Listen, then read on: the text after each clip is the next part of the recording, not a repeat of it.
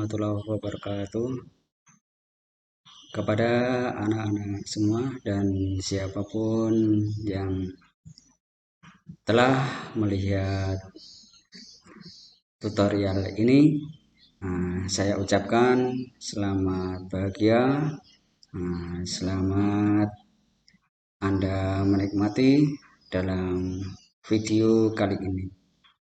Yang mana kepada anak-anak semua, saya mengingatkan kepada Anda semua, yang mana karena pandemi belum berakhir, jadi Anda atau kita semua harus tetap waspada dengan menjaga kesehatan tubuh kita dengan mengikuti dan atau melaksanakan protokol kesehatan.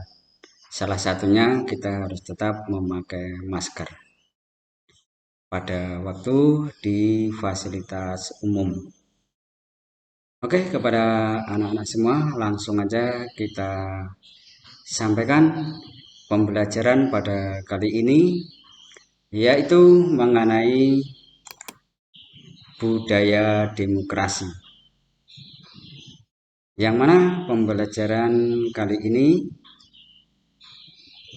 budaya demokrasi itu berasal dari kata atau berasal dari dua kata, budaya dan demokrasi. Pengertiannya, yang pertama adalah budaya. Budaya itu berasal dari bahasa Jawa atau bahasa Sangsekerta, maksudnya bahasa Jawa kuno. Itu budaya itu berasal dari dua kata juga, yaitu gabungan dari budi dan daya. Budi artinya akal, daya itu kemampuan. Jadi budaya itu adalah kemampuan akal manusia. Gitu. Budaya adalah kemampuan akal manusia. Kemampuan akal manusia itu kemampuannya seberapa itu kita tidak bisa melihat, kecuali kemampuan akal atau budaya tadi diwujudkan dalam bentuk sesuatu atau hasil karya manusia. Misalnya dalam membuat rumah, itu juga merupakan budaya. Kalau membuat rumah, kalau suku Minang itu seperti itu, atau suku Jawa, suku Bali, suku Toraja dan lain sebagainya akan berbeda-beda. Itu menunjukkan budaya atau kemampuan akal manusia tiap-tiap suku itu berbeda, seperti itu. Jadi budaya adalah, kita ulang, berarti kemampuan akal manusia. Kemudian demokrasi, ini yang kedua. Demokrasi berasal dari kata demos dan kratos. Kalau demokrasi ini bukan berasal dari bahasa Indonesia, namun ini merupakan bahasa serapan, yang mana ini dari bahasa Yunani. Demos artinya rakyat, kratos artinya pemerintah. Kemudian mengenai demokrasi ini banyak para ahli itu mengemukakan pendapatnya atau pengertiannya. Di antaranya adalah yang pertama Cranenberg. Menurut Cranenberg, demokrasi itu terbentuk dari dua pokok kata yang berasal dari bahasa Yunani, yaitu demos dan kratein. Demos artinya rakyat, kratein itu memerintah. Jadi demokrasi yang dimaksudnya adalah cara memerintah oleh rakyat. Cara memerintah oleh rakyat. Kemudian yang kedua, yaitu menurut Profesor Mr. Kuncoro Purbopranoto. Ini orang Indonesia. namun mereka menggunakan ejaan lama. Jadi Anda cara membacanya karena ejaan lama, OE itu dibaca U, TJ itu C. Nah, gitu. OE U. Berarti bagaimana bacanya? Kuncoro Purbo Pranoto. Bukan koin joro power. Bukan seperti itu ya.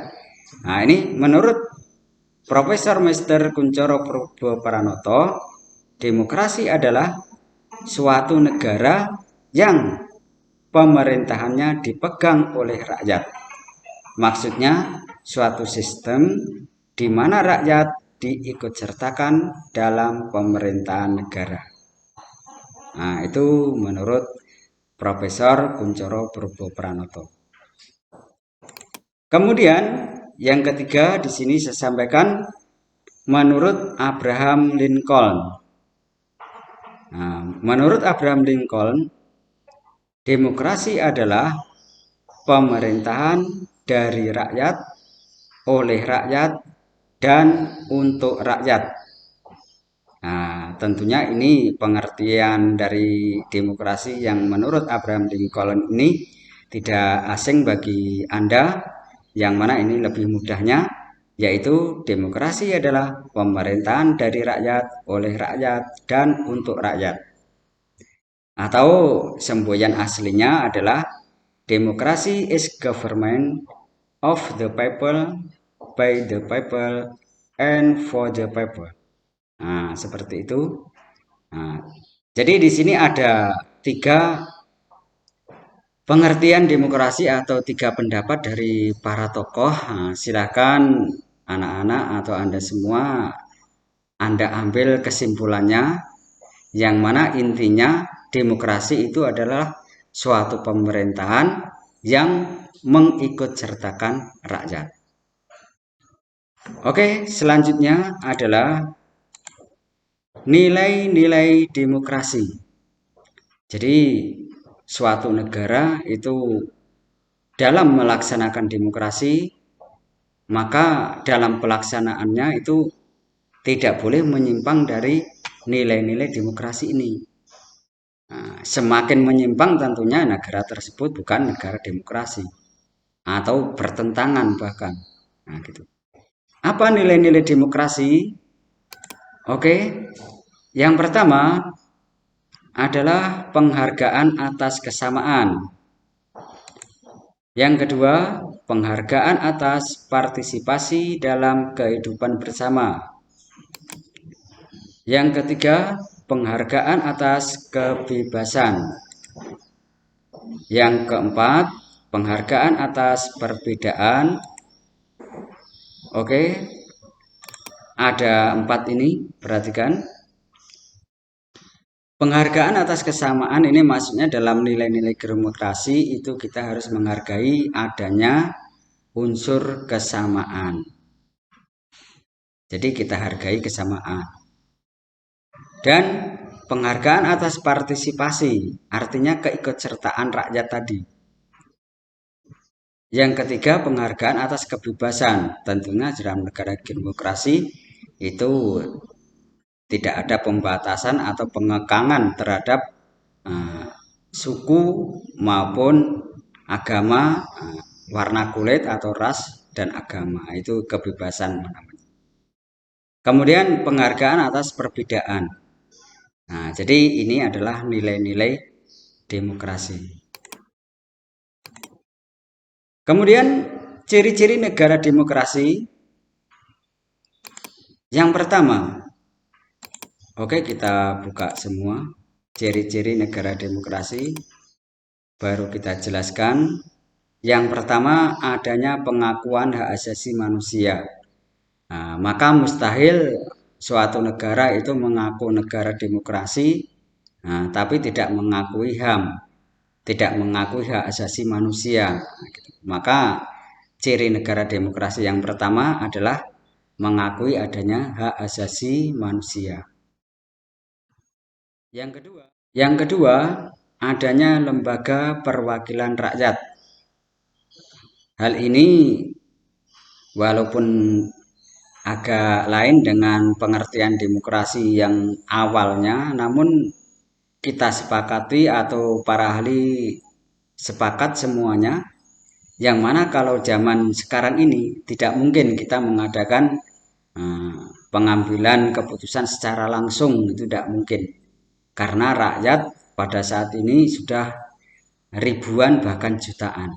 Nah, maka salah satu ciri negara demokrasi yang kedua adalah adanya lembaga perwakilan rakyat.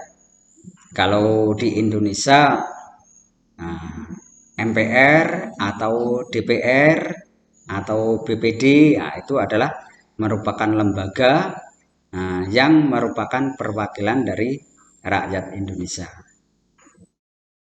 Kemudian ciri yang ketiga, keanggotaan lembaga perwakilan rakyat tadi itu berdasarkan hasil pemilu yang dilaksanakan secara berkala. Nah, maka kalau pelaksanaan pemilu itu sudah rutin secara berkala, maka itu akan menjamin daripada pelaksanaan demokrasi suatu negara. Yang keempat, adanya pengawasan yang efektif oleh lembaga perwakilan rakyat terhadap pemerintah. Nah, jadi lembaga perwakilan rakyat tadi akan mengawasi daripada jalannya pemerintahan. Nah, kemudian pengawasan ini kalau efektif, maka demokrasi juga semakin efektif. Tapi kalau pengawasannya itu tidak berjalan dengan baik, dengan efektif, ya tentunya pemerintahan nanti akan semaunya saja, nah, gitu, atau tidak efektif. Dan juga ciri yang selanjutnya yang tidak kalah pentingnya dalam ciri-ciri negara demokrasi itu adalah adanya peradilan yang bebas dan tidak memihak. Apa itu peradilan yang bebas dan tidak memihak? Maksudnya begini, peradilan yang bebas itu adalah dalam suatu pemerintahan, dalam suatu negara, maka seseorang itu bisa dikatakan salah itu jika sudah diadili di peradilan. Dan di peradilan mereka tidak akan memihak ini harus mementingkan negara, ini harus mementingkan individu, ini mementingkan pejabat, ini mementingkan rakyat kecil, tidak. Nah, semuanya dianggap sama. Inilah yang dikatakan bebas dan tidak memihak. Dan tentunya dalam peradilan itu perlu adanya ciri yang terakhir, yaitu adanya legalitas hukum dalam segala bentuknya.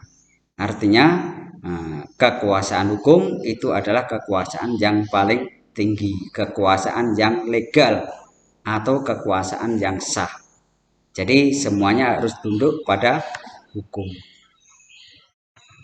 Selanjutnya yaitu kebebasan pers atau media massa. Nah, dalam meliput semuanya ini, kalau dalam negara demokrasi harus ada kebebasan pers atau media massa, baik itu elektronik, koran, dan lain sebagainya. Kemudian dalam pelaksanaan prinsip-prinsip demokrasi juga harus kita junjung tinggi. Apa itu prinsip-prinsip demokrasi? Yang pertama, partisipasi. Maksudnya dalam menjalankan pemerintahan demokrasi harus ada partisipasi. Apa itu partisipasi? Adalah keikutsertaan rakyat. Partisipasi artinya ikut serta. Sebagai contoh begini, tadi dalam nilai demokrasi itu harus ada pemilihan umum atau pemilu mengenai lembaga perwakilan rakyat. Nah, lembaga perwakilan rakyat dipilih oleh rakyat dan tentunya rakyat harus ikut serta atau partisipasi. Kalau banyak rakyat yang tidak ikut serta, banyak yang golput, maka nanti hasilnya juga tidak memuaskan, tidak efektif. Maka ini harus kita junjung partisipasi ini atau ikut serta ini. Jadi nanti kalau ada pemilu, Anda yang sudah mempunyai hak pilih, nah itu saya mengharap, nah, silakan Anda ikut dan pilih siapa wakil yang Anda percayai. Kami tidak memaksa memilih siapa-siapa, tidak. Tapi saya memaksa Anda harus ikut atau menentukan pilihan. Nah, inilah prinsip demokrasi. Kemudian yang kedua adalah inklusivitas. Inklusivitas itu lawan kata dari eksklusif. Eksklusif itu istimewa. Jadi inklusivitas atau lawan istimewa. Artinya di sini adalah prinsip persamaan. Jadi kita mengakui persamaan. Maksudnya kita warga negara itu mempunyai hak yang sama. Hak yang sama, baik itu rakyat kecil, baik itu pedagang, pejabat, dan lain sebagainya, itu mempunyai hak yang sama. Itulah yang dimaksud inklusivitas. Kemudian adanya perwakilan. Tadi di Indonesia sudah ada perwakilan ini. Salah satu wujudnya adalah dibentuknya lembaga perwakilan. Maksud adalah lembaga perwakilan rakyat. Yang keempat adalah transparansi. Nah, transparansi itu artinya jelas dan bisa dilihat oleh siapapun. Ini yang dimaksud transparansi. Transparan artinya bisa terlihat. Bisa terlihat. Nah, dalam pemerintahan yang dimaksud transparansi itu misalkan begini. Dalam pembangunan suatu jalan atau pembangunan apapun, rakyat bisa melihat misalnya, oh dalam pembangunan ini kita menggunakan dana dari APBD misalkan. Atau dalam pembuatan jembatan ini menghabiskan dana 700 juta misalkan. Itu bisa terlihat. Nah, caranya bagaimana? Makanya dalam suatu proyek atau pembangunan itu biasanya di dekat dari pembangunan tersebut itu oleh para pemborong atau oleh pemerintah diminta untuk menayangkan atau memasang yang namanya splang atau tulisan atau spanduk mengenai pelaksanaan dan anggaran daripada biaya pembangunan tersebut. Itu yang dimaksud transparansi. Selanjutnya adalah akuntabilitas. Apa itu akuntabilitas? Ada yang tahu? Iya. Akuntabilitas adalah pertanggungjawaban. Jadi dalam pembangunan itu tidak cukup dengan transparan, tapi juga harus bisa dipertanggungjawabkan. Nah, jadi misalkan dalam suatu pembangunan itu biaya sekian, tapi dalam setahun sudah hancur, maka itu tidak bisa dipertanggungjawabkan namanya. Maka dalam pembuatan pembangunan itu harus ada akuntabilitas atau pertanggungjawaban. Biasanya itu mengenai tanggung jawab pelaksanaannya, baik anggaran maupun waktu pelaksanaannya. Itu yang dinamakan akuntabilitas. Selanjutnya, salah satu prinsip-prinsip demokrasi adalah kecepatan merespon. Maksudnya, dalam suatu negara demokrasi, semakin cepat merespon kejadian-kejadian yang ada di wilayahnya, maka akan dikatakan atau dinilai semakin demokrasi negara tersebut. Contohnya seperti ini. Misalnya di negara kita itu di daerah yang paling ujung, misalkan Papua misalkan. Di Papua itu terjadi bencana alam, maka yang ada di Jakarta cepat merespon. Akhirnya memberi bantuan, kemudian memberi bantuan baik logistik maupun infrastruktur, sarana, prasarana dan lain sebagainya. Itu. Jadi semakin cepat maka semakin baik demokrasinya. Itulah yang diperlukan dalam prinsip-prinsip demokrasi. Kemudian selanjutnya adalah ada kompetisi. Maksudnya kompetisi di sini adalah suatu pertandingan atau perebutan yang kompetitif, kompetisi. Artinya kompetisi itu adalah setiap anggota atau peserta itu mempunyai hak yang sama.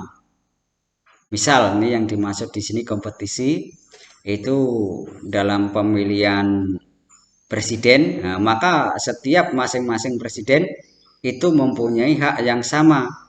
Nah, gitu. Bukan yang satu itu dapat nilai 1, yang satu dapat 4 misalkan. Nah, itu tidak sama. Nah, maka kalau zaman dulu memang ada seperti itu, ditengarai tidak kompetisi. Nah, makanya partai tertentu aja yang selalu menang. Nah, itu pada zaman dulu. Nah, kalau sekarang harus kompetisi. Yang terakhir itu adalah, maaf di situ tulisannya tertutup, yaitu solidaritas. Solidaritas artinya kesetiakawanan. Yang mana kesetiakawanan di sini bersifat kemanusiaan, yang mana seandainya ini kita contohkan ada daripada para TKW atau TKI yang ada di luar negeri, mereka sedang kena ancaman hukuman, misalkan hukuman mati misalkan, ini misal, maka kita solidaritas sebagai warga atau bangsa Indonesia, maka kita harus secepatnya memberi bantuan kepada dia supaya apa yang mereka derita itu bisa meringankan. Caranya ya mungkin mengusulkan ya kalau hukuman mati ya tolong jangan dihukum mati. Salahnya apa? Kita selidiki. Syukur-syukur bisa bebas. Nah, seperti itulah yang dimaksud solidaritas. Kemudian unsur-unsur demokrasi. Unsur-unsur demokrasi yaitu pertama, adanya partisipasi masyarakat secara aktif dalam kehidupan bermasyarakat, berbangsa, dan bernegara. Ya, di sini memang mengenai demokrasi itu intinya itu saja, yang mana kalau kita globalkan itu demokrasi yaitu tadi masyarakat atau rakyat itu ikut serta, termasuk di sini unsur-unsur demokrasi ya tentunya rakyat akan ikut. Yang pertama contohnya adanya partisipasi masyarakat atau keikutsertaan masyarakat. Yang kedua adanya pengakuan atau supremasi hukum. Yang ketiga adanya pengakuan akan kesamaan di antara warga negara atau inklusif tadi, bersamaan. Adanya pengakuan akan supremasi sipil dan militer. Nah, jadi di sini ditambahan itu adanya pengakuan daripada sipil dan militer, artinya mereka mempunyai kekuatan yang sama, tidak yang militer itu lebih kuat daripada sipil, tidak, atau sebaliknya sipil lebih kuat daripada militer, tidak. Nah, gitu. Kemudian adanya kebebasan berserikat. Jadi kalau negara demokrasi tentunya akan diperbolehkan atau dijamin, dilindungi mengenai kebebasan berserikat atau berkumpul atau membentuk suatu organisasi. Selanjutnya yaitu saya sampaikan mengenai macam-macam demokrasi. Yang mana mengenai macam-macam demokrasi, yang pertama adalah demokrasi ditinjau dari cara penyaluran kehendak rakyat. Dilihat atau ditinjau dari penyaluran kehendak rakyat, maka demokrasi itu dibagi menjadi 3. Kita ulang, demokrasi dilihat dari penyaluran kehendak rakyat itu dibagi menjadi 3, yaitu demokrasi langsung, demokrasi perwakilan, dan demokrasi gabungan. Apa maksudnya demokrasi langsung? Demokrasi langsung adalah rakyat langsung mengemukakan kehendak di dalam rapat yang dihadiri oleh seluruh rakyat. Jadi dalam suatu negara itu kalau yang demokrasi langsung ini rakyat itu berkumpul di suatu tempat. Kemudian dari pemimpin negara itu mengemukakan daripada masalah-masalah, kemudian rakyat langsung mengemukakan arah atau kesepakatannya. Nah, itu yang dinamakan demokrasi langsung.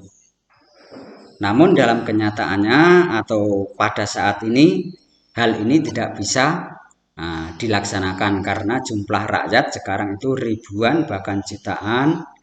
Nah, ini hanya merupakan teori atau asal awal daripada demokrasi. Memang kalau zaman dulu yang pertama di kota Yunani, nah itu seperti itu. Jadi ini tinggal sejarah saja yang demokrasi langsung. Yang ada sekarang adalah yang kedua, yaitu demokrasi perwakilan, yang mana rakyat menyalurkan kehendak dengan memilih wakil-wakilnya untuk duduk dalam Dewan Perwakilan Rakyat atau Lembaga Perwakilan Rakyat. Nah, ini yang ada sekarang. Kemudian yang ketiga yaitu demokrasi gabungan, yaitu merupakan gabungan antara demokrasi langsung dan demokrasi perwakilan. Jadi ada sesuatu masalah, sesuatu hal yang cukup diwakilkan oleh lembaga perwakilan rakyat. Kemudian ada juga hal yang penting yang harus dipilih langsung oleh rakyat. Jadi kalau di Indonesia ini ada yang diwakilkan oleh lembaga perwakilan rakyat atau DPR, misalnya dalam membuat undang-undang. Tapi di lain masalah ada yang dilaksanakan langsung, misalkan pemilihan presiden. Nah, maka dengan ini kalau di negara Indonesia, negara kita, demokrasi ditinjau dari cara penyaluran kehendak rakyat, maka kita mengikuti demokrasi gabungan. Oke, selanjutnya yang kedua atau yang B adalah demokrasi, yang B, demokrasi ditinjau dari titik berat yang menjadi perhatian. Maka di sini demokrasi tersebut dibagi menjadi 3, demokrasi formal, demokrasi material, dan demokrasi gabungan.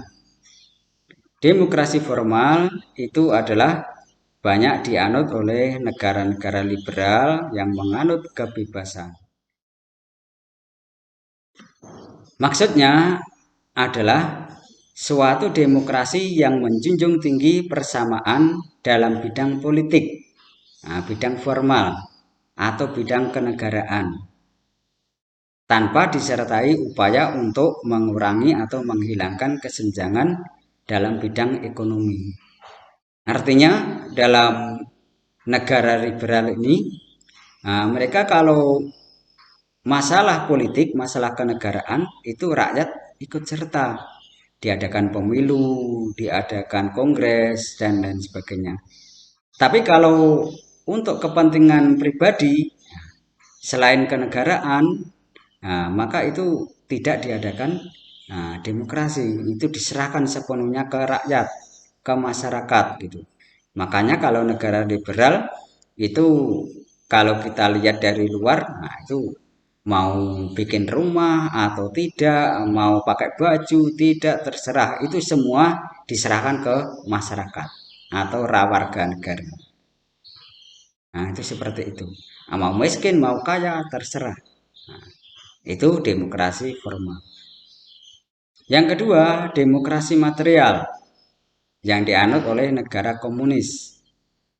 Yang mana demokrasi yang dititik beratkan pada upaya-upaya menghilangkan perbedaan dalam bidang ekonomi. Sedangkan persamaan bidang politik kurang diperhatikan. Nah, ini lawan dari demokrasi formal tadi. Kalau demokrasi material, nah itu difokuskan, dititik beratkan pada upaya menghilangkan perbedaan di bidang ekonomi. Artinya apa? Nah, artinya ekonomi warga negara itu akan dibuat sesama mungkin. Nah, itu sesama mungkin.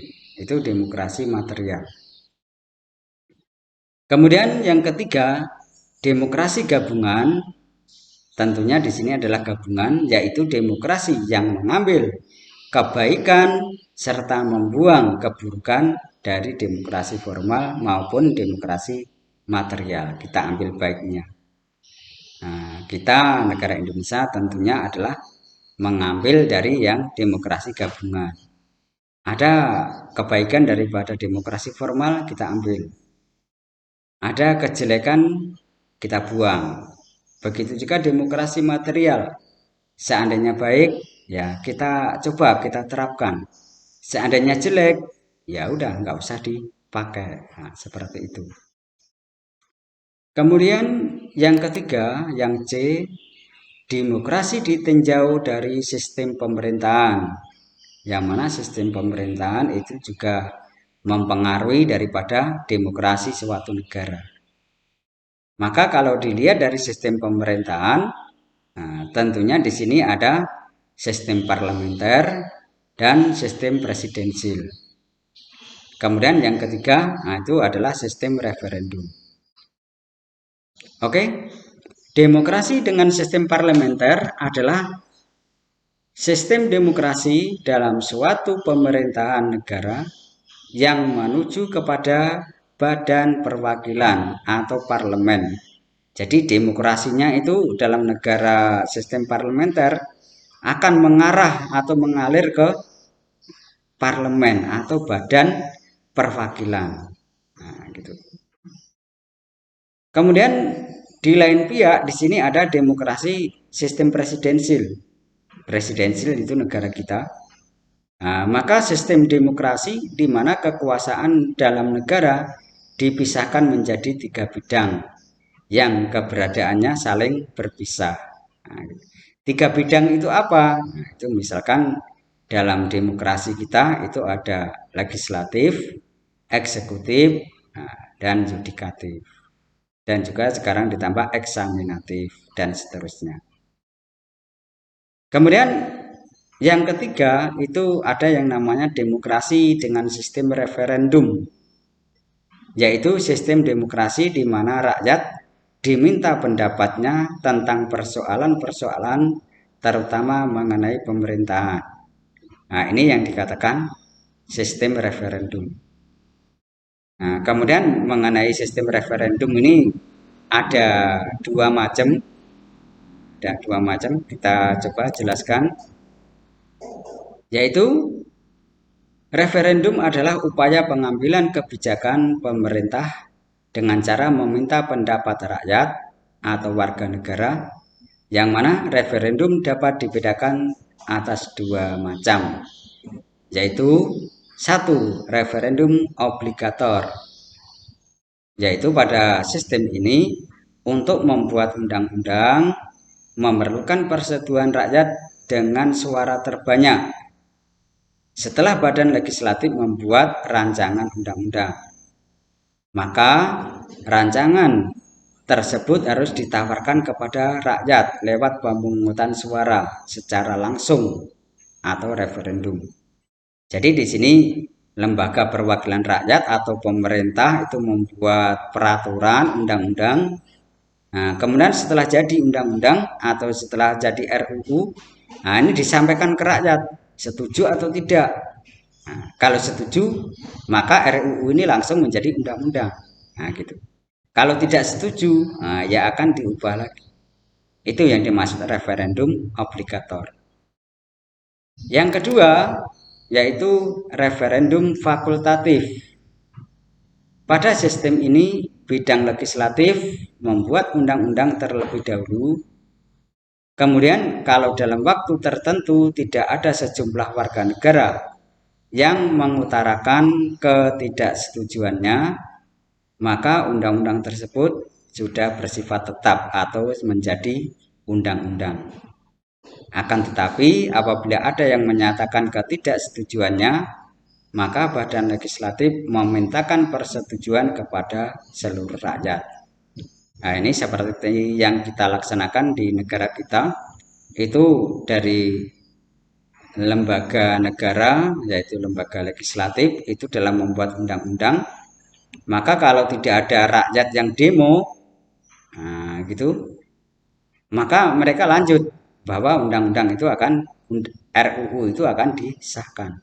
Tapi kalau ada yang demo, mungkin diwakili oleh para mahasiswa atau intelektual dan lain sebagainya, nah, maka nanti RUU itu akan dipending, akan ditindaklanjuti dan ataupun diperbaiki. Nah, demikian kepada anak-anak semua. Mungkin terlalu cepat saya dalam menyampaikan materi ini. Anda bisa mengulang-ulangnya lagi. Atau tidak menutup kemungkinan Anda juga boleh belajar dari sumber lain, baik itu di channel saya maupun di channel yang lain. Tentunya yang harus sesuai dengan materi pembahasan yang kita bahas sekarang ini. Mungkin dari saya kurang lebihnya mohon maaf. Kita akhiri. Sekian. Terima kasih. Wassalamualaikum warahmatullahi wabarakatuh.